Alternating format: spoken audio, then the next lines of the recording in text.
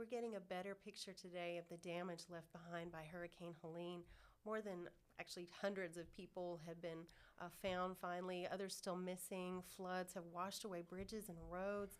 The devastation is insanity in East Tennessee and in the Carolinas. Here in Montgomery County, we fortunately were missed, but community members are pitching together, doing the best that they can to help out. One of the local nonprofits helping is YaiPak, and I'm Micah Terrell with 91.9 Public Affairs and APSU-TV. Joining me today, Sherry Nicholson, the founder of YaiPak. Sherry, thank you so much for coming by. Absolutely. Thank y'all for the invite. You're welcome. So before we talk more about Helene and how you all are helping, could you give folks an idea of what YaiPak does and how you help out?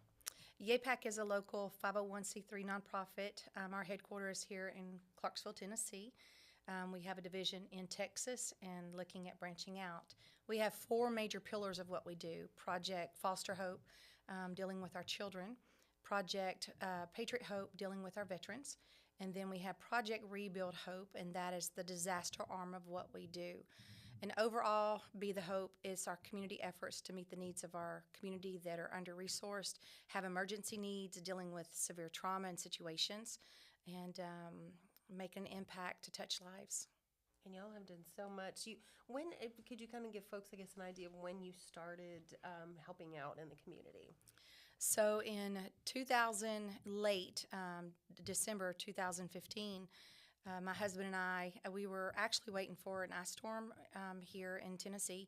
It was supposed to be bad weather coming, and we decided to go have lunch in Nashville, get out one more time.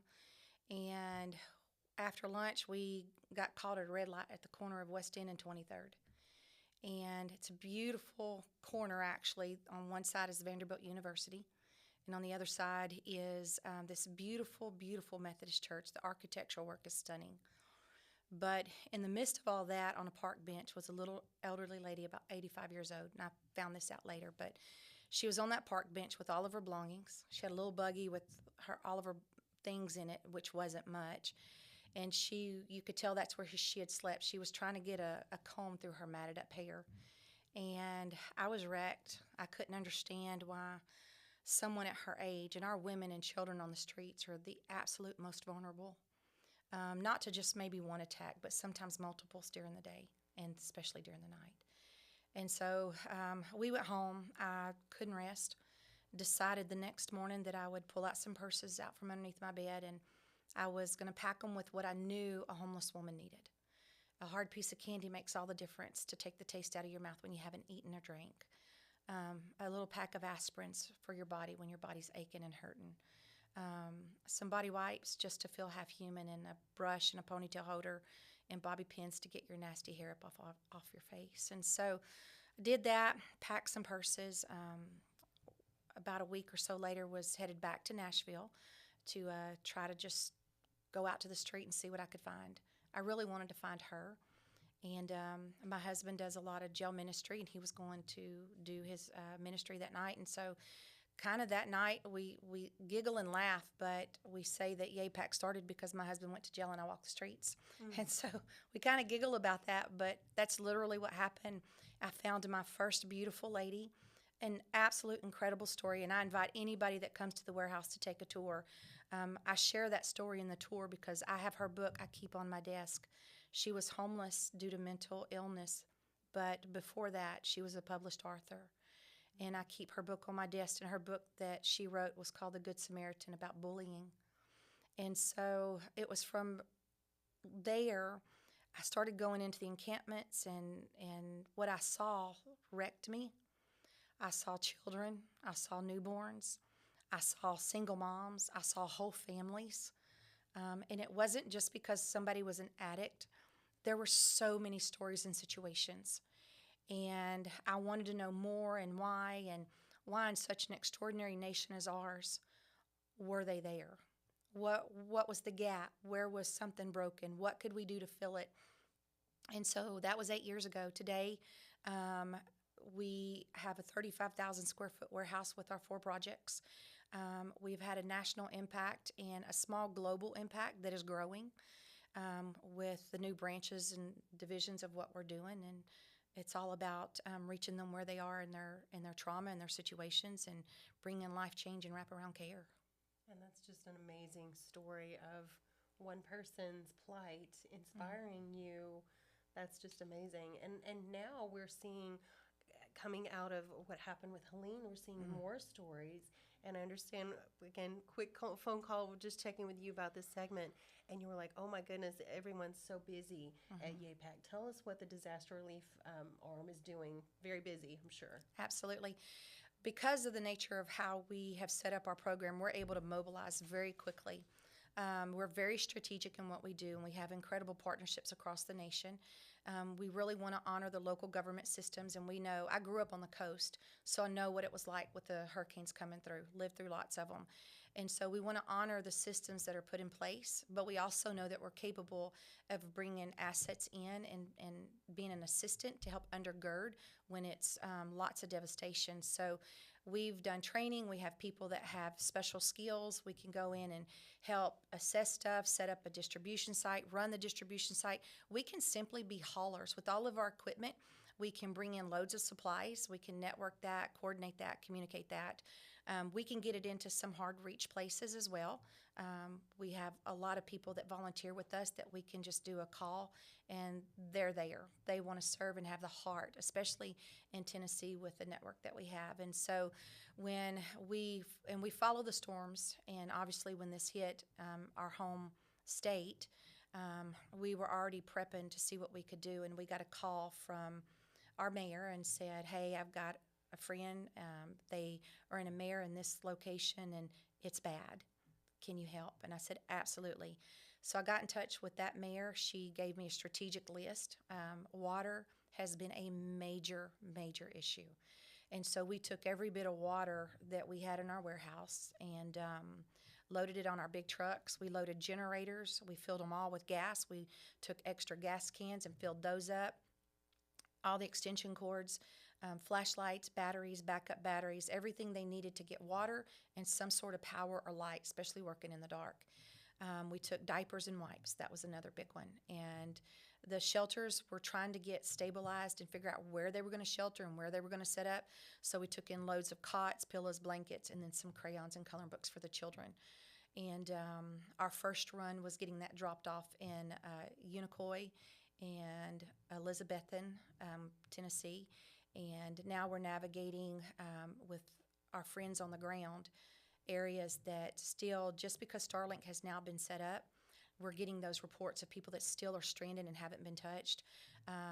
We have a lot of friends that actually have family in that area, so it's giving us firsthand information. And so as we're getting that and coordinating efforts to get in those places that people haven't gone yet, as of today, we'll have a call in to TEMA to make sure that our routes are clear. We have some really incredible partners that reached out this morning that is going to be flying in some special supplies that we hope to have by the end of the week. We'll make sure we're getting that into those very hard-to-reach areas that are looking at not having power, water, all the things for at least 1 to 2 months. But at least we know that they're going to have the most urgent necessities that they need to sustain until the infrastructure and all the things are restored. And that was going to be my question, flying in, because again, seeing the pictures now of the bridges, roads, Yes. I mean, it's just, I can't, and it's just, words escape me to talk about that. So that's a huge effort. You're working with so many people. How do you keep that all, I guess, working well and organized as much as possible? We have an absolute extraordinary team here. Their heart and soul, blood, sweat, and tears are in it. And their heart is because it's about changed lives and lives that are reached and saved. And we all have our own personal stories of those types of situations in our life. And so we know the value of that first immediate care, that first immediate reach. And that team comes in, volunteers, and that's what's extraordinary. So when I talk about their heart, I mean it is 150% in. And so they're doing everything that it takes. They use their skills, they use their wisdom, their trades, whatever their background is, they make it happen. And it's because of people like that that we're able to get stuff done and do it strategically. We've done it before YaiPak was in existence. And now that we do it through YaiPak, we have really good systems in place. Our volunteer base here in Montgomery County is extraordinary. And we'll do a shout out on Facebook and say, hey, we need help, and they'll show up. and no task is too big. We had ladies yesterday that just, the only thing they did was stand over boxes, and they made sure every flashlight was already full of batteries and ready to go. They just have heart and soul to get it done, and it's because of the common people that lives there are going to be saved and touched. Absolutely. And that's an amazing servant attitude. That's so awesome that Yeah. everybody's ready to help. And Yeah. it's going to be a while. Like you mentioned, a couple of months maybe that they won't have power in the East Tennessee area. I mean, it's you're in this for the long haul. Yes, ma'am. So that's very important. We'll talk about volunteering in just a minute. But if you're just tuning in, I'm Micah Terrell with 91.9 Public Affairs, APSU-TV. I'm speaking with Sherry Nicholson, the founder of YaiPak. Thank you again for discussing the disaster relief for Helene. It's just crazy. You've also, as you mentioned, the outset, disaster relief is just part of what you do. You also do community outreach, and you've worked with organizations, other 501c3s Yes. as well here in Clarksville. Talk about how those outreach programs work and help out other people too. So with Project Foster Hope, our children's program, we work with Child Protective Services for children that have been removed from their home and are entering the foster care system. That's a pretty extensive program, but it starts with the children that once they're pulled from that home, there's an immediate emergency need. A lot of those children may be pulled from that home and they have nothing. And so we're able to give them 5 brand new outfits. We give them a beautiful bag, backpack, duffel, whatever's needed, because their situation can change several times.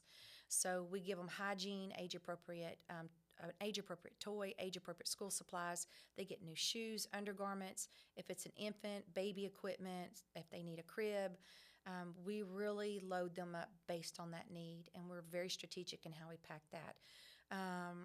We have a boutique called the Riley Room. So once those children are placed in foster care, then the foster family gets to make an appointment and come shop for free every quarter. And so during that journey, that child's life in foster, we want to make sure that we're caring for them, building that relationship. And now what we're able to do a step further with wraparound care is in our training center, the Leo Lilly Center. We're offering a multitude of classes for free that any of them can come, including our independent living teenagers who haven't aged out of foster care yet. We're offering mentorship opportunities, mentoring them with a local businessman who can inspire them for their trade or whatever their aspirations are in life. We have our veterans program. What we were finding in the streets with our children, but also with our veterans, we now work to make sure that our veterans aren't falling through the cracks. We keep them connected to their resources. We have a beautiful relationship with VA and Operation Stand Down and with Centerstone. And once that veteran is finally in housing, we're also able to set their home up completely free with everything they need for that new home, from furniture to pots, pans, dishes, a shower curtain. It's such a big deal. We want their home to feel like their home, because what we're finding in the stories that are coming back is they're now proud of their home. They feel like they have something that's theirs and they can offer to a family member. And for a lot of them at their age, it's a grown child. For some, it's a grown child with grandchildren they never met. And they're inviting them into their home over a dinner, and they're finding reconciliation at the dinner table. And so we've kept that program at the forefront of what we do as well. And so we invite everybody again to just come to the warehouse and take a tour and see the depths of what we're doing to hopefully bring about life change in our community. Right, and then people can come by. Let's talk about volunteering and donations. Obviously, as you mentioned with Helene, lots of volunteers, lots of donations. What can people, how can they do that if they'd like to help out? We have volunteer opportunities 3 days a week. We have Monday morning 9 to 12. We have Wednesday afternoon 12 to 2. And then we have Thursday nights, it's 5 to 8. We've tried to do something that meets everybody's schedule. And then we do a special shout out when we have big events, like we have a really big community event coming up this Saturday. And so we'll put a shout out for the extra volunteers that can come and spend a Saturday with us. We have different opportunities that'll be coming up for maybe to go and help do cleanup in East Tennessee, Western North Carolina. We'll put those out in our newsletter. We'll put them out on our Facebook page. We do the same thing for that with our classes, but we value our volunteers. Being a nonprofit that is really volunteer ran, we have a very, very tiny staff. Being an organization that does not receive government funding. All of our monies and everything that comes in, we're very good stewards of what needs to happen with that. And so our volunteers are able to take the lead on certain projects. We love that. If we find their passion, we help partner them with that particular project, and it has allowed us to build a network of volunteers that's very strategic and very capable. Very much so.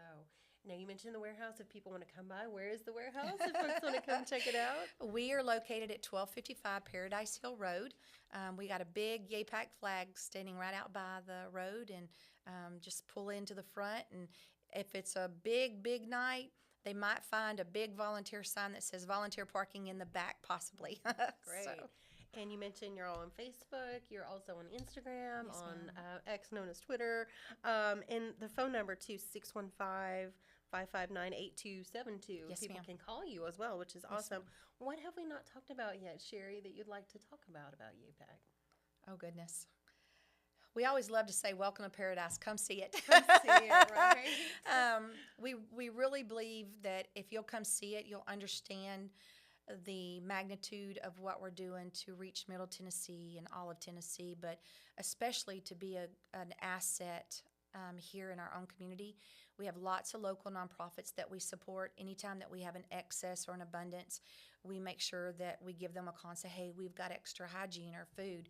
We make sure that Austin Peace Food Bank is stocked. Awesome. And so we definitely love partnering with you all to keep that filled.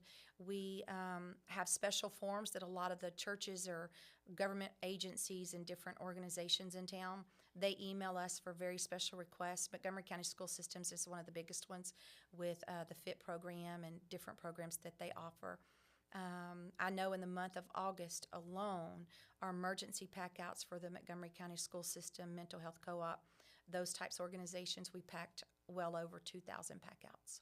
Wow, that's amazing. Yes, ma'am. Sherry, thank you so much for what you and YaiPak and all the volunteers, Thank you. all the other local nonprofits, everybody coming together to help. We really ma'am. appreciate your work. Thank you you for your time. Thank you so much. Thank I you. appreciate it. And I'm Micah Terrell with 91.9 FM and also APSU-TV.